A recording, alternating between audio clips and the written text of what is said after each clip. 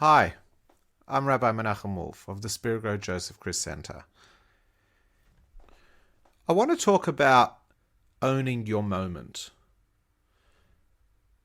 And I'm drawing this lesson from the Purim story because the Purim story has a quote that, since I delved into it years back, I live with this sentence. And it's not just on Purim. It's all the time. Sometimes I find it very empowering. Sometimes I find it very daunting. But it's a powerful statement. For context,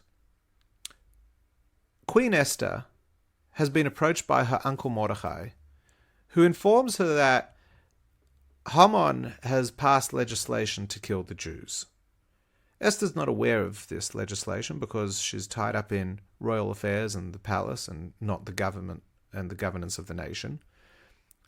And she says, well, what am I supposed to do? I don't have power over the king. I'm one of many women in his harem.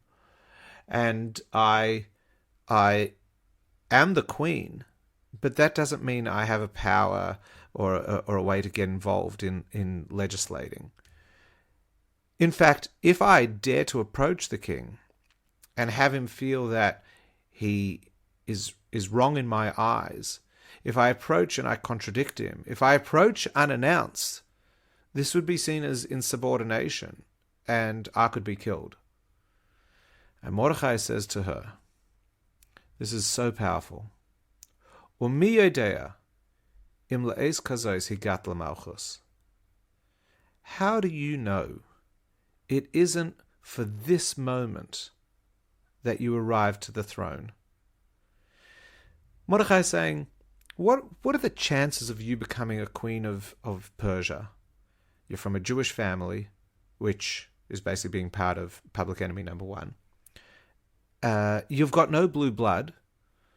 What is it that makes you more befitting than the other hundreds of thousands of women who were brought to Achashverosh, from which one would be selected as a queen?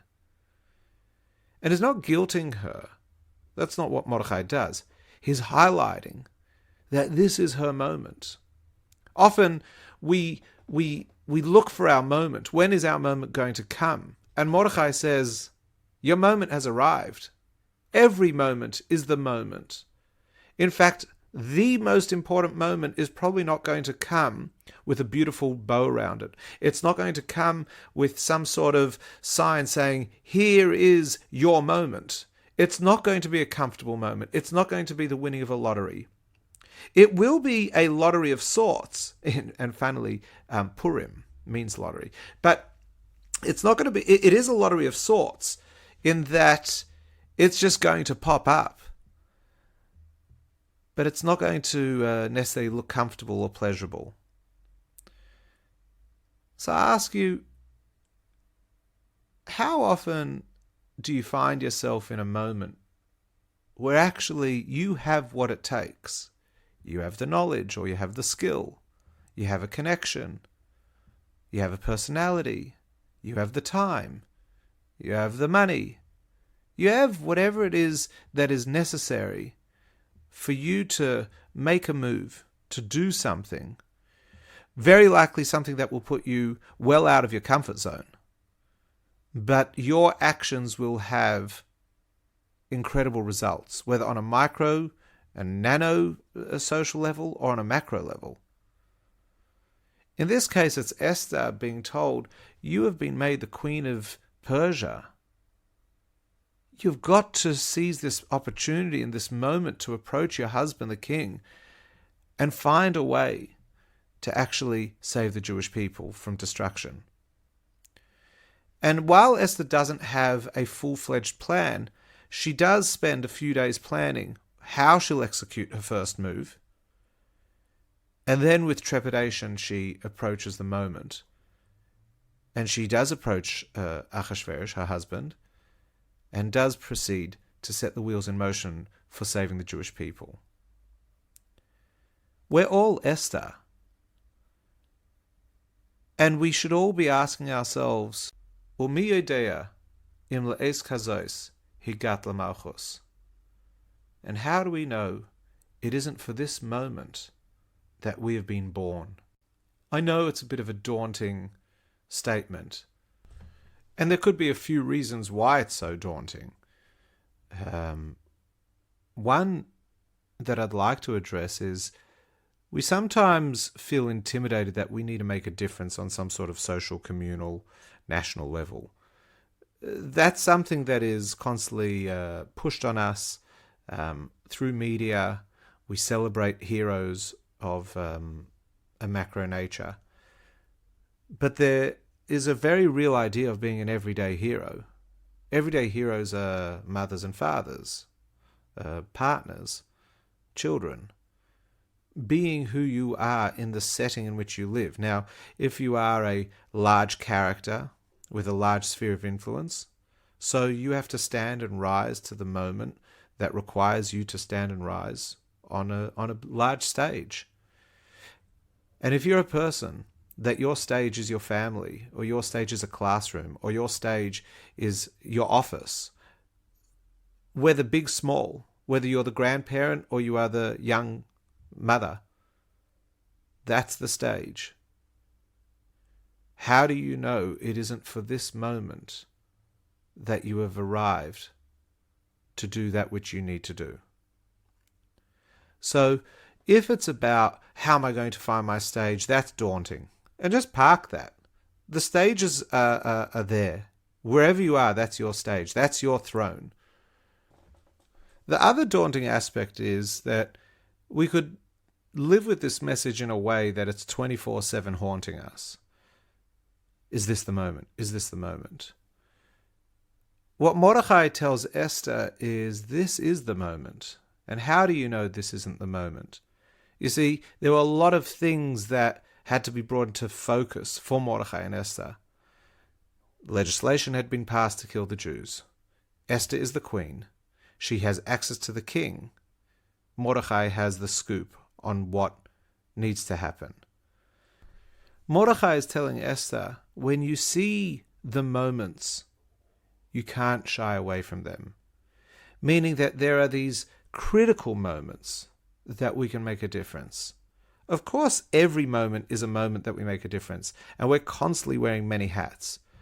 What this particular quote of Umi Odea is referring to when the opportunity presents itself and you're questioning, do I have the capacity? Should I? Is this my responsibility? And we have to interrogate that moment, and we have to interrogate our fears and understand, is it a fear or is it logic? For Esther, it was being able to consult with someone, i.e. her uncle Mordechai. We may not be able to do this alone. But when these moments present, we do have to assess, is this our moment? And if it is, irrespective of how scary it may look, we have to face it. Because in that moment, we become the queen. And here's the kicker. When we become the queen, there's immense power that gets granted to us. Not because we're the queen, but because we dare. When we dare to take that step forward, when we dare to play the role that we must play in particular moments, when we step out of our comfort zone, and when we begin to take initiative, that's when it all begins to happen. That's when a new energy flows into us, and that's when we start riding on something that's greater than us. And we find this throughout history. And the Pesach story has one very, very exceptional moment when Nachshon ben Aminadab, the chap who bolts forward when the Egyptians are bearing down on the Jewish people, we've fled from Egypt and we've been confronted by this body of water in front of us and the Egyptian army behind us, and he plows forward into the ocean, and only when the water reaches his nostrils does the sea split. The message that the Torah wanted to share with us, amongst other messages, is that the sea doesn't split when you put your toe in it. The sea will split when the water rises to your nose. When we have put in that initial gutsy effort, we unleash an incredible energy. We unleash incredible capacity that actually isn't available to us until we've gone to that degree. I want to ask you, can you identify a time in your life that you decided to do something, or you were forced to do something, and only after beginning did a roadmap present itself? Only after beginning did opportunities come your way. Now, you can't plan for that. And there's no shortage of podcasts and videos on YouTube and books that talk about people that took the first step and then success came their way. You and I know it. Purim is there to remind us that it's true for every individual. It's not just for those who have the podcast or have the book. We are all such a podcast, such a book. We are all success stories waiting to happen.